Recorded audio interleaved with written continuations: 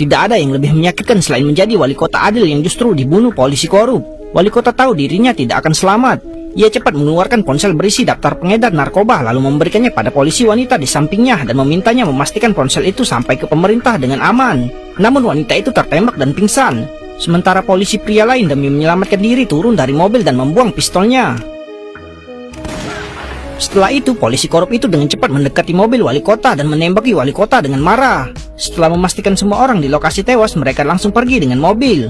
Tanpa mereka sadari, polisi wanita di dalam mobil sebenarnya belum tewas. Hal pertama yang terlintas di benaknya adalah pesan terakhir wali kota, jadi ia buru-buru mengambil ponsel itu lalu dengan susah payah menyeret tubuhnya keluar.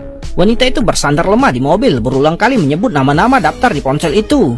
Namun saat itu dari kejauhan muncul mobil polisi di jalan besar membuatnya merasa terancam. Ia segera merangkak ke bawah mobil untuk bersembunyi. Ternyata polisi korup yang sebelumnya menembaki mereka kembali malam itu untuk membersihkan lokasi. Wanita itu dengan waspada memegang pistol menunggu kesempatan untuk bertindak. Namun akhirnya hal yang paling tidak ia inginkan tetap terjadi. Beberapa orang segera mengeluarkan pistol sambil melihat ke sekeliling. Saat itu seorang polisi baru tiba-tiba membungkuk dan mengintip ke bawah mobil. Dalam sekejap mata mereka beradu. Wanita itu meletakkan telunjuk di bibirnya berharap anak itu akan membiarkannya pergi. Tak disangka polisi korup itu langsung berdiri dan melaporkan kepada atasannya tentang situasi di sana. Melihat kejadian itu, yang lain langsung bersembunyi di belakang mobil. Sementara itu wanita itu memanfaatkan kesempatan itu untuk melompati pagar dan melarikan diri dari lokasi dengan sangat cepat. Di tengah hujan peluru, ia berhasil lolos dengan selamat, namun karena panik kakinya terpeleset dan ia jatuh ke lereng. Saat fajar, wanita itu masih pingsan dibangunkan oleh seekor ular yang lewat.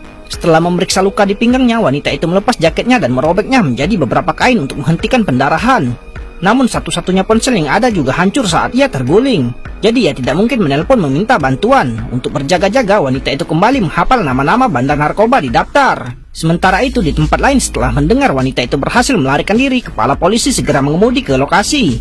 Untuk menghindari masalah, ia turun dari mobil.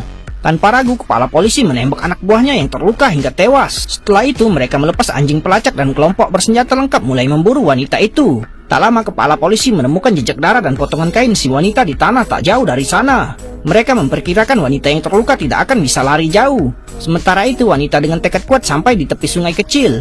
Namun saat ia selesai membasuh wajah dan mengangkat kepala, tiba-tiba muncul seorang anak kecil berambut acak-acakan di atas batu di depannya. Sesaat kemudian anak laki-laki itu dengan hati-hati mendekatinya lalu menumbuk daun obat di tangannya dan menempelkannya pada lengan wanita yang terluka. Melihat anak itu tidak jahat, ia bertanya tentang jalan keluar hutan.